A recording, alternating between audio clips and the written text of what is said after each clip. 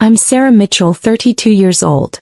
3 months ago, I was rushed to the emergency room with what turned out to be a critical heart condition requiring immediate surgery. My 2-year-old daughter Emma needed someone to watch her while I went under the knife. I called my parents from the ambulance, my voice shaking, my chest feeling like it was being crushed in a vice. "Mom, I need you to come get Emma. They're saying I need emergency heart surgery." "I'm scared." There was a pause. Then my mother's voice came through, ice cold and annoyed. "Sarah, you're always so dramatic about everything. It's probably just anxiety. You know how you get." "Mom, I'm in an ambulance. The paramedic is literally telling me my heart rhythm is dangerously irregular. Please, I just need you to watch Emma for a few hours." "We can't," she said flatly. "Your father and I have plans tonight. We're taking your brother to see Drake. We've had these tickets for months. You know how hard those were to get." I couldn't breathe, and it wasn't just my heart condition. "Mom, I could die. Your granddaughter needs someone too. Stop being so melodramatic. Call one of your friends. We're not canceling our plans because you decided to have a panic attack." The line went dead. I sat there in the back of that ambulance, monitors beeping around me, a paramedic asking if I was okay, and I realized something that should have been obvious years ago. I was completely alone. The 2 people who were supposed to love me unconditionally had just chosen a concert over their daughter's life. From my gurney in the emergency room with nurses rushing around me and doctors shouting medical terms I didn't understand, I made 2 calls. The first was to Elite Care Services, a professional childcare agency I'd researched months ago but never thought I'd need. Within 20 minutes, a NICU-trained nanny named Patricia arrived at the ER to take Emma home. The second call was to my bank. I transferred $3,800 from my account into a separate savings account. That was the amount I'd been depositing into my parents' account every single month for the last 8 years. They thought it was coming from my brother's investment income. They had no idea it was me. Before I tell you what happened when my parents found out, I need you to understand how I got here. If you're enjoying this story, I'd really appreciate if you could hit that like button. But only if you're genuinely finding value in it. Now let me take you back to where this all started. Growing up, I was always the other one. My brother Marcus was 3 years older, and from the moment he could walk he was destined for greatness, at least according to my parents. He was the football star, the homecoming king, the kid who could do no wrong. I was the quiet one who liked books and spent too much time drawing in notebooks. When Marcus got a B in chemistry, Dad hired him a private tutor and told him he believed in him. When I brought home straight A's, Mom glanced at my report card and said, "Well, that's what we expect." The pattern continued into adulthood. Marcus dropped out of college after 2 years to pursue entrepreneurship, which really meant jumping from one failed business idea to another. My parents funded every venture. They bought him a condo when he was 23. They co-signed for a BMW he couldn't afford. When his ventures inevitably collapsed, they covered his debts without question. Meanwhile, I put myself through nursing school working 3 jobs. I graduated with honors, landed a position at County General Hospital, and bought a small house in a modest neighborhood. My parents came to my graduation but left early because Marcus had a big investor meeting that turned out to be drinks with friends. When I got pregnant with Emma at 29, after my husband died in a construction accident, my parents' response was typically underwhelming. "Well, that's going to make things harder for you," Mom said. No offer to help. No excitement about their first grandchild. Just disappointment that I'd complicated my life. What they didn't know, what they'd never known, was that I'd been supporting them financially for nearly a decade. It started when I was 24. I'd just gotten my first real nursing job with a decent salary. My parents called me one night, which was unusual. They only called when they needed something. "Sarah, we need to talk to you about something serious," Dad said. "We're behind on rent. 3 months behind. We might get evicted." I was shocked. "How did this happen? You both work. Your mother's hours got cut. My back has been acting up, so I've been missing shifts. We just need a little help to get caught up." "How much do you need?" "About $4,000 to get current and cover next month." I had $6,000 in my savings account. Money I'd been carefully setting aside. But they were my parents. They needed help. "I can help you," I said. "Thank you, sweetheart. We'll pay you back as soon as we're on our feet." They never paid me back. But a month later they called again. Then the next month. And the next. Became a pattern. They needed $800 here, $1,200 there. Always temporary. Always until they got back on their feet. After 6 months of irregular payments, I did something they never knew about. I called their landlord directly and set up an automatic payment system. Every month, $3,800 went straight from my account to their rent and utilities. They thought Marcus was covering it through some investment account he'd set up for them. He was more than happy to take credit for it. "Your brother is so successful," Mom would say. "He takes such good care of us." I never corrected her. I told myself it was enough that they were taken care of. I didn't need recognition. I was just being a good daughter. But over 8 years that added up. $3,800 a month for 96 months. That's $364,800. Over $250,000 that I'd quietly funneled to my parents while they praised Marcus for his generosity and treated me like an afterthought. When Emma was born, I called to tell them. "That's nice, dear," Mom said. "Listen, I can't talk long. We're heading to Marcus's place for dinner. He's grilling steaks." They didn't visit the hospital. They didn't bring gifts. They didn't offer to help. When Emma was 3 months old and I was drowning in exhaustion and grief over my husband, they came by once. Mom held Emma for maybe 5 minutes before handing her back. "She's fussy," she said, as if that was my fault. They left after 20 minutes because they had theater tickets with Marcus. For 2 years this was my reality. Working full-time as an ER nurse, raising Emma alone, paying my parents' rent while they lavished attention on Marcus and ignored their granddaughter. I told myself it was fine. I didn't need them. Emma and I were doing great on our own. And then my heart started giving out. It started 3 weeks before the emergency. I was at work in the middle of a shift when I felt my heart skip. Not the flutter you get when you're nervous. A genuine physical sensation of my heart stopping for a beat, then racing to catch up. I ignored it. Nurses are terrible patients. We always think we know better than to worry about symptoms. But it kept happening. 2, 3, 4 times a shift. Then it started happening at home. I'd be playing with Emma, reading her a bedtime story, and suddenly my heart would stutter. I'd have to sit down, catch my breath, wait for the feeling to pass. I finally went to see Dr. Chin, a cardiologist at my hospital. He ran tests, an EKG, stress test, an echocardiogram. His face grew more serious with each result. "Sarah, you have a condition called ventricular tachycardia. Your heart's electrical system is misfiring. Without treatment, this could lead to sudden cardiac arrest." The room seemed to tilt. "What kind of treatment?" "We need to do a catheter ablation. We'll go in through your femoral artery, find the area that's misfiring and ablate it. Essentially, create a small scar that stops the abnormal electrical pathway." "Is it dangerous?" "All heart procedures carry risk. But without it, you're at serious risk of sudden death. We need to schedule this soon." I scheduled it for 3 weeks out.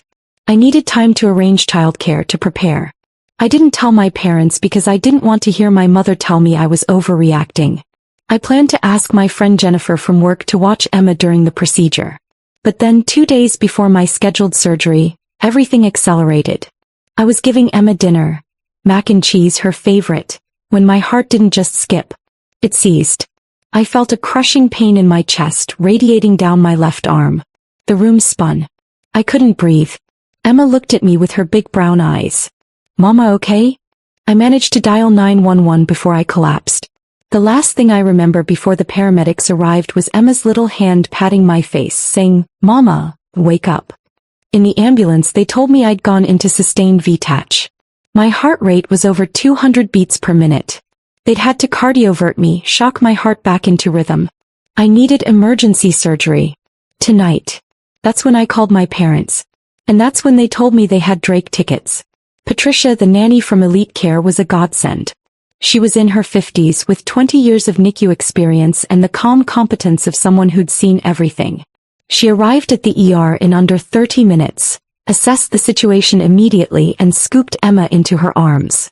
"Mama has to go help some doctors," she told Emma in a soothing voice. "You and I are going to go have a fun sleepover at your house. We'll read stories and have snacks, and when you wake up, Mama will call you. Does that sound good?" Emma, who usually had stranger danger, nodded and reached for Patricia's hand. Something about this woman radiated safety. "Thank you," I whispered, tears streaming down my face. Honey, you focus on getting better. Your little girl will be fine. I've got her. They wheeled me into surgery at 9:47 p.m. The last thing I thought before the anesthesia took me under was, my parents are at a concert right now. They're singing along to Drake while their daughter is having open heart surgery. The procedure took 4 hours. Dr. Chen later told me it was more complicated than expected. They'd found multiple abnormal pathways and had to do extensive ablation. There was a moment around hour 3 when my heart stopped entirely and they had to restart it. I could have died. When I woke up in the cardiac ICU, the first thing I did was ask about Emma. The nurse, Diane, I knew her from smiled and showed me her phone.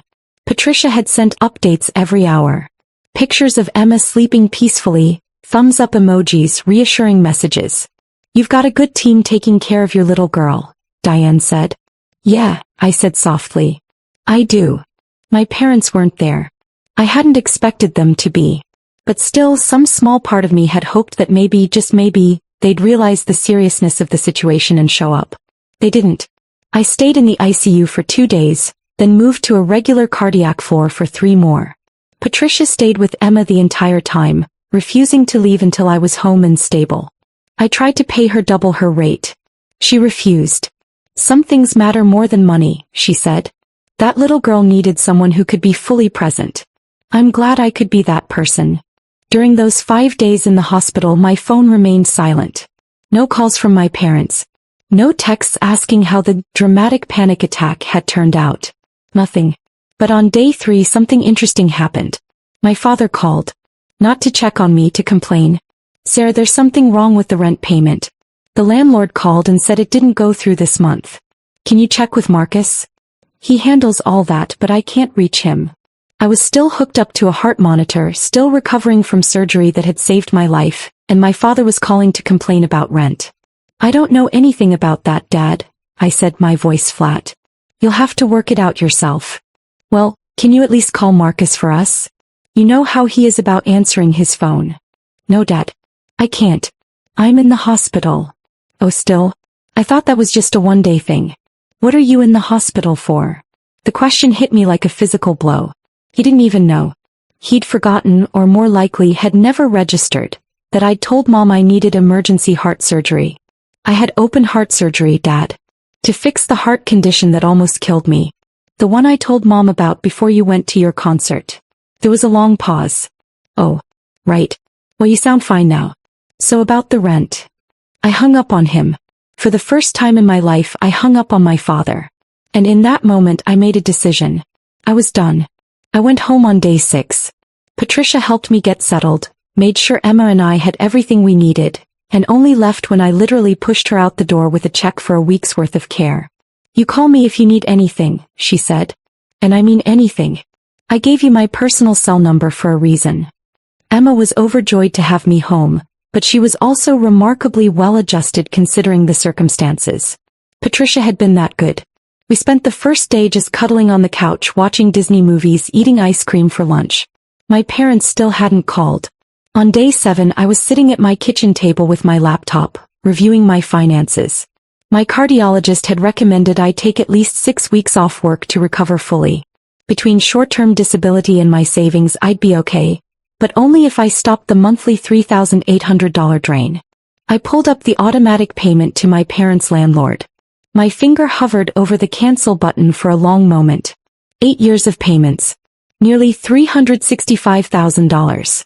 All done quietly without recognition, out of some misguided sense of filial duty. And when I'd needed them most they'd chosen Drake. I clicked cancel. Then I drafted an email to my parents. Mom and Dad. As of today, I'm discontinuing the monthly rent and utility payments I've been making on your behalf for the past 8 years.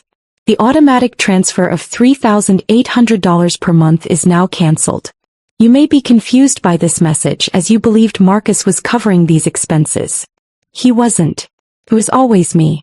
For 96 consecutive months, I've paid your rent while working full-time, putting myself through nursing school and later raising my daughter alone after my husband died. During my recent emergency heart surgery that was necessary to save my life, I called you for help with Emma. You refused because you had concert tickets. You didn't call to check on me afterward. You didn't ask if the surgery went well. You didn't ask about your granddaughter. The only call I received was Dad asking me to chase down Marcus about a rent payment that didn't go through. That payment didn't go through because I was in the ICU, recovering from a procedure where my heart stopped and had to be restarted. I've paid $364,800 to support you over the years. I did it quietly because I loved you and wanted to help. But I'm done being invisible while Marcus gets all the credit and all the attention. Going forward, you're on your own. I wish you the best. I read it 3 times. Then I hit send. For the first time in 8 years I felt light. They got the email at 4:37 p.m. on a Tuesday. I know because that's when the calls started. The first call came from my mother at 4:41 p.m. I let it go to voicemail. Sarah, what is this email? What are you talking about? Call me immediately. Second call, 4:43 p.m. Voicemail again. Sarah, this is ridiculous.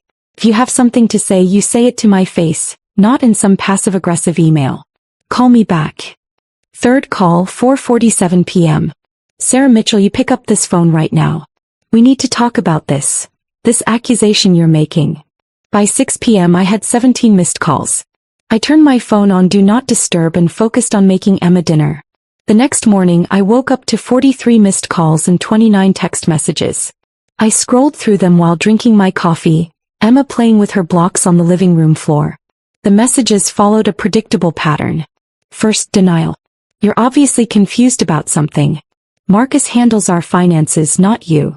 Then anger. How dare you make up lies about supporting us? We've never taken a dime from you. Then bargaining. Even if you did help out occasionally, family helps family. That's what you're supposed to do. Then guilt tripping. After everything we've done for you, this is how you repay us? By abandoning us. And finally, panic. Sarah, please.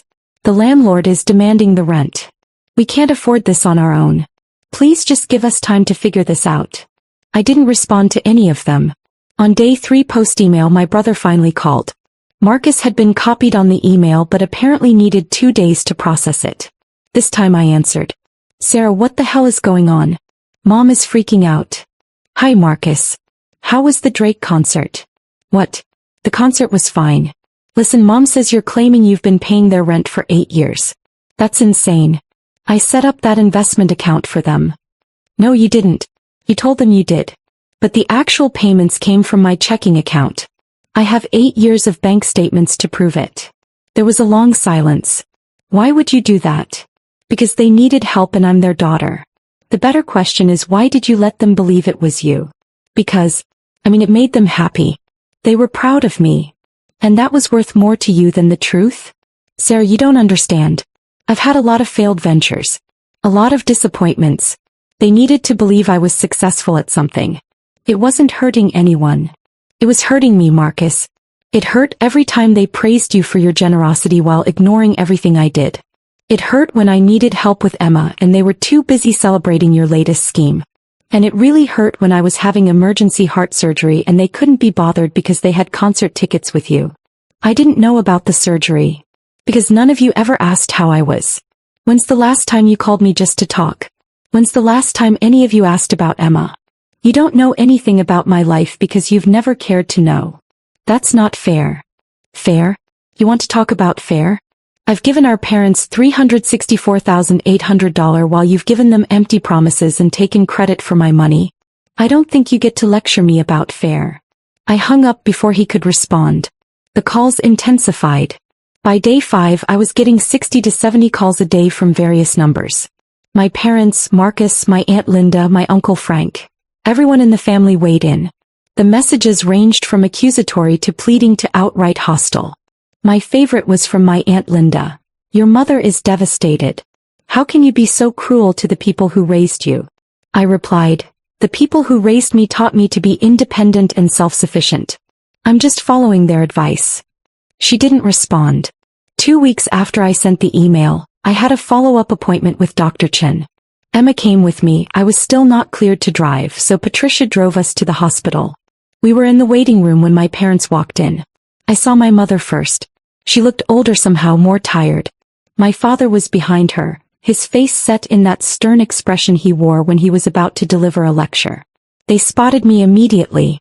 Sarah, we need to talk, Mom said, marching over. You can't just ignore us forever. Emma shrank against my side. She didn't recognize them. They'd seen her so rarely that they were essentially strangers to her. Not here, I said quietly. I have an appointment. We've been trying to reach you for 2 weeks. 2 weeks, Sarah.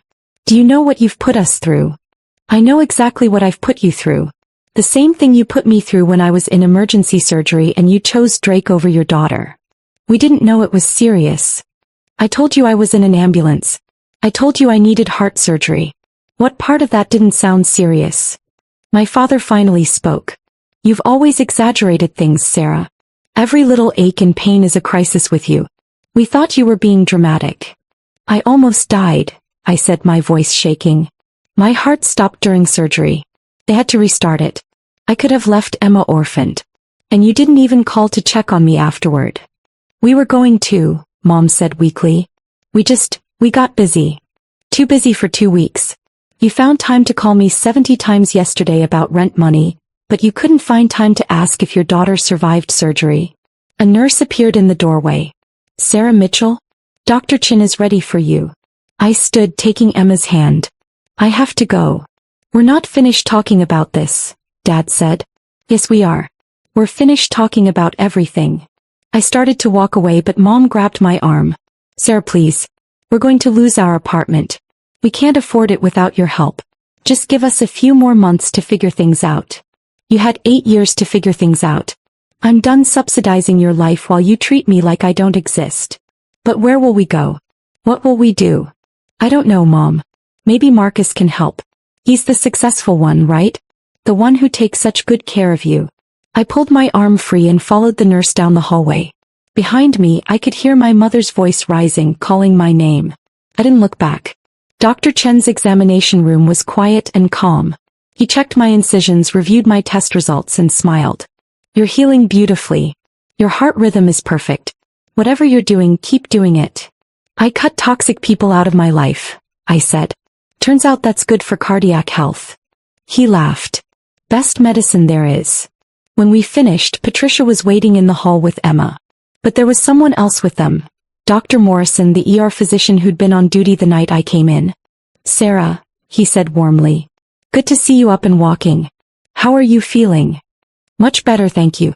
You saved my life that night. We all did our jobs. But listen, I wanted to talk to you about something. I was just in the waiting room and I couldn't help but overhear your conversation with those people. Are they your parents? My stomach dropped. Yes. I'm sorry if they caused a scene. No, nothing like that. But... He hesitated. Sarah, I need to tell you something. The night you came in when you were in VTACH, I asked who your emergency contact was. You said your parents. I called them while you were in surgery. The world tilted. You, what? I called the number you gave me. Your mother answered. I identified myself as an ER physician at County General and told her you were in critical condition, undergoing emergency cardiac surgery, and that she should come to the hospital immediately. What did she say? Dr. Morrison's expression was grim. She asked if you were going to die in the next 2 hours. I said I didn't know, but that your condition was serious and unstable. She said, and I quote, well, if she's still alive in 2 hours, I'll think about coming by tomorrow. We have plans tonight. Then she hung up. The room spun. I sat down hard on a bench in the hallway. I documented the call in your chart, Dr. Morrison continued. I've been a physician for 23 years and I have never, not once, had a family member respond that way to a life-threatening emergency. I wanted you to know because I heard them in the waiting room saying they didn't know it was serious. They knew, Sarah. They absolutely knew, and they chose not to come. Patricia's hand was on my shoulder, steadying me. Emma was in her arms, playing with her necklace, oblivious. Why are you telling me this? I whispered. Because you looked like you might be wavering. Like maybe you were second-guessing your decision to cut them off. And I wanted you to know that your decision was the right one. Parents who respond that way to their child's medical emergency. He shook his head. You deserve better. That little girl deserves better. Thank you, I managed. Thank you for telling me. He nodded and walked away. I sat there for a long moment processing. They'd known. The whole time they'd known how serious it was, and they'd gone to the concert anyway. And now they were out in that waiting room rewriting history, pretending they'd been victims of my poor communication. Patricia sat down beside me. "You okay, honey?" "Yeah," I said slowly. "Yeah, I think I actually am." We stood to leave, heading toward the exit. As we passed the waiting room, my parents were still there, talking to the receptionist, probably trying to find out when my next appointment was. My father saw me and started to stand. I met his eyes and shook my head once. He froze. Then Dr. Morrison stepped into the waiting room. I couldn't hear what he said, but I saw my father's face go pale. Absolutely white. His hands started to shake. My mother's eyes went wide. Dr. Morrison was reading from a chart. My chart, I realized. He was telling them exactly what he'd told me. About the phone call. About my mother's response. About the documentation. I didn't stay to see the rest. Patricia, Emma, and I walked out the main entrance into the bright afternoon sun. "Where to now?" Patricia asked. I looked down at Emma, who was smiling up at me, reaching for my hand. "Home," I said. "We're going home." The calls continued for 6 weeks, but with diminishing frequency. At first it was 80-90 times a day from various numbers. Then 50. Then 20. Eventually they trailed off to nothing. I heard through my Aunt Linda that my parents had to move out of their apartment. They're living with Marcus now in his one-bedroom condo. Apparently the arrangement is not going well. Marcus's investment income doesn't actually exist, so he can't help them. They're applying for senior housing and government assistance. I feel nothing about this. Not satisfaction, not guilt, nothing. They made their choices. I'm back at work now, part-time, while I finish recovering. The hospital was incredibly supportive, and my colleagues have become my real family. They threw Emma a third birthday party last month. 40 people showed up, all of them bringing gifts and love for a little girl they barely knew because they care about me. Patricia still babysits Emma twice a week. She's become like a grandmother to her. The grandmother Emma should have had but didn't. She reads to her, bakes cookies with her, and tells her stories about when she was a nurse. Emma adores her. Last week I got a letter from my mother. Not an email, an actual handwritten letter. I almost threw it away without reading it, but curiosity got the better of me. "Dear Sarah, I've spent 3 months thinking about what to say to you. Your father says we should forget about you and move on. Marcus says you'll come around eventually. But I know better. I know what we did. I know we chose wrong. That night when the doctor called, I told myself you'd be fine. You're always fine. You're strong and capable, and you don't really need us. That's what I told myself. But the truth is I was angry. Angry that you were interrupting our plans. Angry that you always seemed to need something. Angry that you weren't Marcus, easy, charming, successful Marcus who never asked for anything. I didn't realize until much later that you never asked for anything because we'd taught you that asking was pointless. The doctor told us what I said on the phone. He told us that your heart stopped during surgery. He told us you could have died and we weren't there. Your father hasn't been the same since. He doesn't say it, but I know he thinks about it. What if you had died? What if Emma had grown up without a mother because we wanted to see a concert? I can't undo it. I can't go back and make different choices. All I can do is tell you that I'm sorry and that I know sorry isn't enough. I don't expect you to forgive me. I don't expect you to let us back into your life. I just wanted you to know that I see it now. I see what we did to you and I'm ashamed. Love, Mom. I read it twice. Then I folded it carefully and put it in a drawer. Maybe someday I'll feel something when I read it. Maybe someday the apology will matter. But today it doesn't.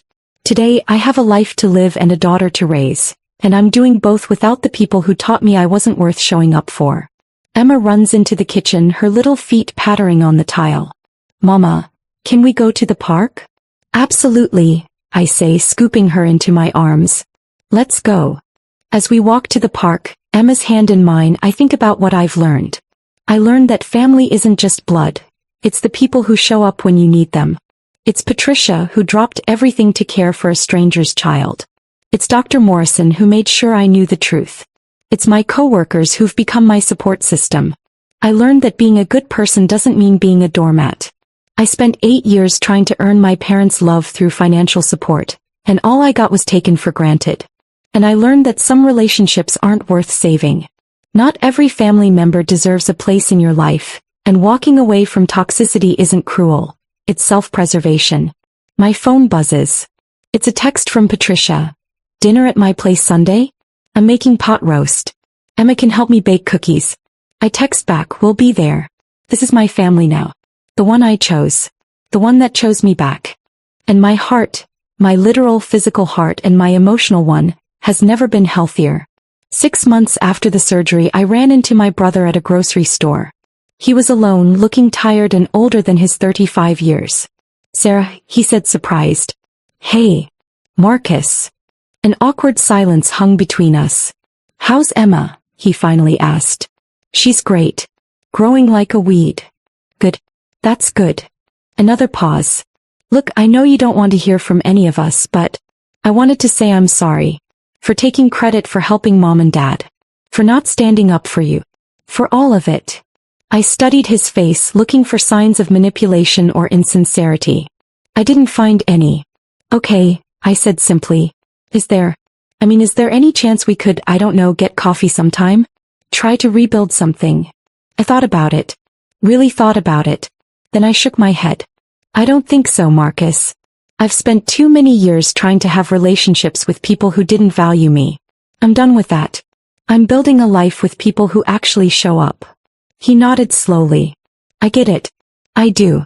For what it's worth, living with Mom and Dad has been eye-opening. I see now how they treated you. How I treated you. Good, I said.